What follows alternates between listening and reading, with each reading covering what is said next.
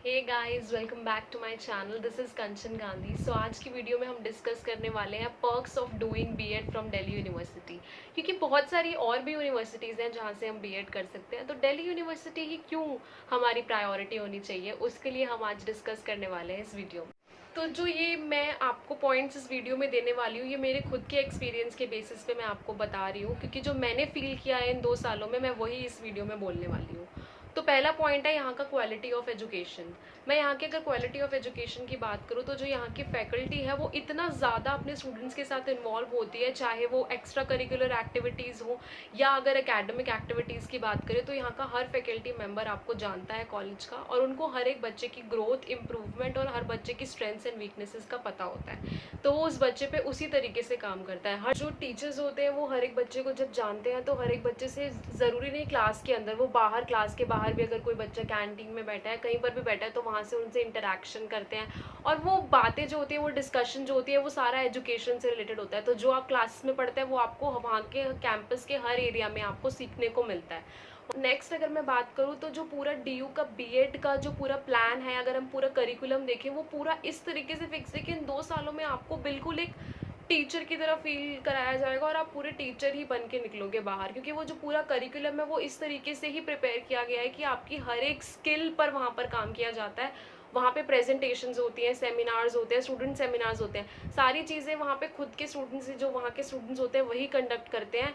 तो जब प्रेजेंटेशंस की बात होती है, तो प्रेजेंटेशन वहाँ पे हर एक स्टूडेंट देता है। वहाँ पे कोई बच्चा ऐसा नहीं होता जो क्लास में पीछे छुप सकता है, मतलब कि मैं टीचर की नज़रों में नहीं आऊँगा और मैं बोल नहीं सकूँगा। मतलब क्योंकि जो मैंने डिफरेंस देखा है अपने ग्रेजुएशन की, मैंने अपनी ग्रेजुएशन भी दिल्ली यूनिवर्सिटी से करी है और मैंने अपनी बीएड भी दिल्ली यूनिवर्सिटी से करी, तो दोनों ही कोर्सेज में बहुत ज़्यादा डिफरेंस रहा है। तो बीएड में कोई भी बच्चा ऐसे छुप कर पीछे नहीं बैठ सकता, उसको भी एक्सपीरियंस है। और वहाँ पे ऐसा नहीं होता कि लेक्चर बेस्ड मेथड नहीं होता। वहाँ पे ऐसा नहीं होता कि टीचर बोल रहा है और बच्चे सुन रहे हैं और बच्चे नोट्स बना रहे हैं, ऐसा बिल्कुल नहीं चलता। वहाँ पे होता है डिस्कशन मेथड। डिस्कशन मेथड का मतलब है वहाँ पे टीचर्स और स्टूडेंट्स दोनों मिलके एक टॉपिक, जो भी उनका उस डे का टॉपिक होता है, उस पर पूरा डिस्कशन होता है। वहाँ पे ऐसा नहीं होता कि टीचर बोल रहा है और स्टूडेंट्स नोट्स बना रहे हैं, ऐसा बिल्कुल नहीं होता। वहाँ पे टीचर भी बोलता है, स्टूडेंट भी बोलता है। तो वो पूरा डिस्कशन वाला जो एनवायरनमेंट जिसे बोलते हैं ना राउंड टेबल कॉन्फ्रेंस, वैसा चलता है। क्लासेस का सिनारियो इतना अच्छा होता है, आपको वहाँ पे फील नहीं होता एक मिनट के लिए भी वहाँ स्टूडेंट हो, क्योंकि आपको बनाया, आपको प्रिपेयर ही वहाँ पे एक टीचर बनने के लिए किया जाता है। तो वहाँ पे लेक्चर जो मेथड होता है वो काम नहीं करता। वहाँ पे हर जगह डिस्कशंस ही चल रहे होते हैं। आपको वहाँ पे सेमिनार्स कंडक्ट करने होते हैं, खुद ही स्टूडेंट्स वहाँ पे सेमिनार कंडक्ट करते हैं। तो जब वो इतना ज़्यादा इन्वॉल्वमेंट होता है ना आपका, हर जगह आपको हर जगह बोलना है, हर जगह लिखना है, तो आपकी हर स्किल की वहाँ प्रैक्टिस हो जाती है। तो फिर वो जो स्टेज फियर वाली बात होती है ना, वो बिल्कुल ही जो आज कॉन्फिडेंस फील करती हूँ ना अपना कहीं पर भी बोलते टाइम, तो मैं उसका पूरा क्रेडिट अपने दिल्ली यूनिवर्सिटी वाले बीएड को ही देना चाहूँगी, क्योंकि मैंने इन 2 साल में यहाँ से बहुत कुछ सीखा है। उसके बाद यहाँ का जो फ़ी स्ट्रक्चर होता है वो बहुत ही कम होता है। अगर हम बाकी यूनिवर्सिटीज़ से कंपेयर करें, तो फ़ी स्ट्रक्चर यहाँ पे बीएड के लिए बहुत ही कम है। तो वो बहुत ही ज़्यादा अफोर्डेबल है। अगर आपका एंट्रेंस एग्ज़ाम क्रैक हो जाता है, तो आपका बहुत ही मिनिमम अमाउंट में आपका ये कोर्स कवर हो जाएगा। अगर एक और बेनिफिट मैं बताऊँ डीयू से बीएड करने का, जो मैंने पर्सनली फ़ील किया, वो ये था कि जो सीटेट एग्ज़ाम होता है, सेंट्रल टीचिंग एलिजिबिलिटी टेस्ट, जो हमारे स्कूल कॉलेज के बच्चे थे, उनमें बहुत सारे ऐसे बच्चे थे जिन्होंने इजीली उसको क्वालिफाई कर लिया था। कुछ आध एक दो या फिर मैक्सिमम से मैक्सिमम 5-6 स्टूडेंट्स ही ऐसे होंगे जिनका क्वालिफाई नहीं हुआ था, बाकी सबका ही क्वालिफाई हो गया था। सीटेट वाला जो पेपर होता है, उसका रीज़न भी शायद यही है कि जो हमने 2 साल है उस पूरे टीचिंग को फील किया है, तो वो आराम से। तो मैं जैसे क्वालिटी ऑफ एजुकेशन की बात कर रही थी, तो वो क्वालिटी ऑफ एजुकेशन आपको इस तरीके से ही देखने को मिलती है, क्योंकि कुछ ऐसे बच्चे होते हैं जो सीटेट के लिए भी अलग से कोचिंग लेते हैं, और हम लोगों का तो बिना कोचिंग, बिना इतनी कुछ ज़्यादा मेहनत करे ही क्लियर हो गया था। तो ये भी मुझे एक यहाँ से बेनिफिट लगा बीएड करने का।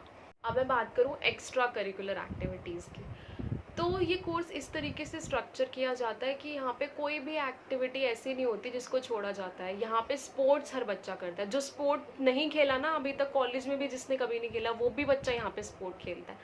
और अगर हम बात करें योगा की, तो यहाँ पे हर बच्चा योगा करता है। थिएटर और आर्ट में चॉइस होती है, आप दोनों में से कोई एक चीज़ ऑप्ट कर सकते हो। और बाकी तो प्रेजेंटेशंस में हर किसी को पार्ट लेना होता है। सेमिनार में भी ग्रुप वाइज हर किसी की प्रेजेंटेशन आती है। तो ये जो चीज़ें होती हैं, और जिस कॉलेज में मैं थी वहाँ तो मॉर्निंग असेंबली भी हर एक, जैसे सेक्शंस होते हैं, A section B, section C, section D, तो हर एक सेक्शन को पर्टिकुलरली एक वीक में वहाँ पे मॉर्निंग असेंबलीज़ में अपनी प्रेजेंटेशंस देनी होती है। और ये मॉर्निंग असेंबलीज़ वो स्कूल वाली मॉर्निंग असेंबलीज़ से बहुत ही ज़्यादा अलग होती है।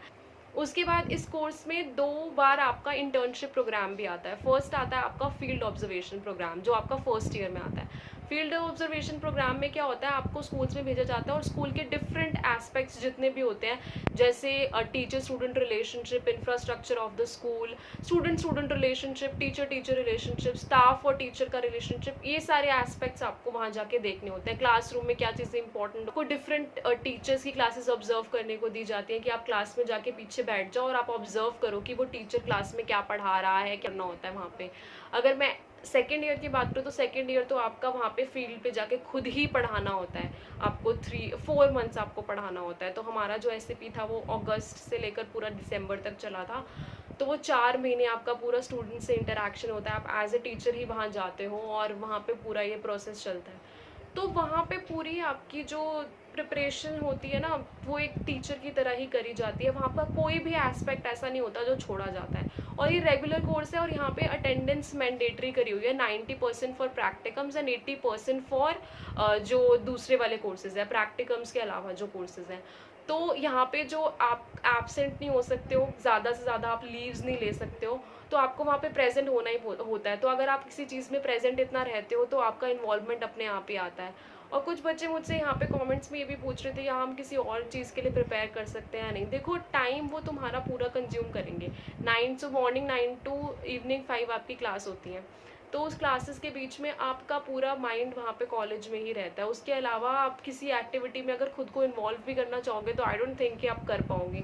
अगर उसके बाद आप अपना पर्सनल टाइम घर आकर किसी और चीज़ को दोगे तो शायद आप किसी और चीज़ के लिए प्रिपेयर कर सकते हो। बट मैं यही कहना चाहूँगी कि अगर आप दिल्ली यूनिवर्सिटी से बीएड करने का सोच रहे हो और आप साइड बाय साइड कोई और प्रिपरेशन करना चाहते हो, तो I don't think it is possible, क्योंकि वहाँ पे आपकी इन्वॉल्वमेंट बहुत ज़्यादा होती है इस पर्टिकुलर कोर्स में। तो आपका हर एक टीचर आपका लगा रहेगा कि आप टीचर ही बन के निकलो बाहर। तो आपका जब इस कॉलेज से निकलोगे ना, जब बीएड करके, तो आपका मोटिव ना फिर वो कहीं ना कहीं उड़ ही जाता है कि आपने कभी क्या सोचा था बनने का, तो फिर वहाँ से आप टीचर बनने के लिए ही बाहर आओगे। तो यहाँ मेरी तो जर्नी बहुत ही ज़्यादा ब्यूटीफुल थी। ये 2 साल मैंने बहुत ही ज़्यादा इन्जॉय भी करा, बहुत कुछ सीखा भी है अपने टीचर्स से, और साथ ही जो मेरे फ्रेंड्स थे या जो मेरे बैचमेट्स थे उनसे बहुत कुछ सीखा भी है।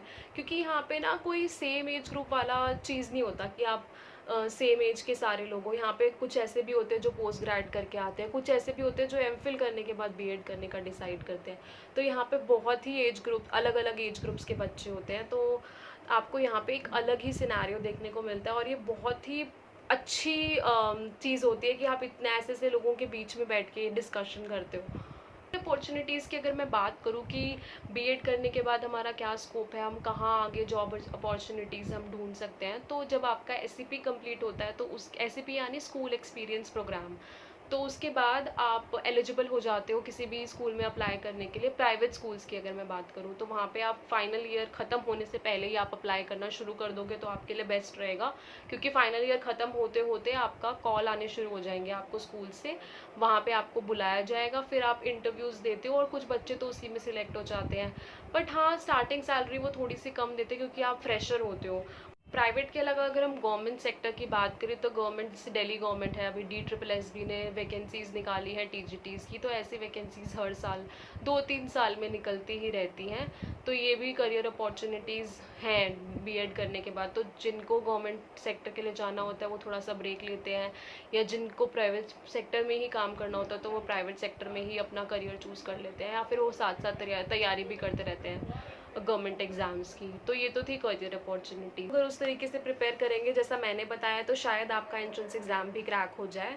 तो आई होप आपको मेरी ये वीडियो पसंद आई होगी, और अगर आप चाहते हो कि मैं अपनी खुद की पर्सनल जो जर्नी रही है मेरी 2 साल की वो शेयर करूँ कि उसमें क्या क्या मैंने सीखा, क्या क्या था पूरे 2 साल में, क्या क्या प्रॉब्लम्स भी मुझे फेस करनी पड़ी, वो मैं आपको पूरी एक अलग वीडियो में बना दूँगी अगर आप चाहोगे तो I hope you'd like the video and thank you. Please मेरे चैनल को लाइक एंड सब्सक्राइब करिए। Thank you and thanks for watching.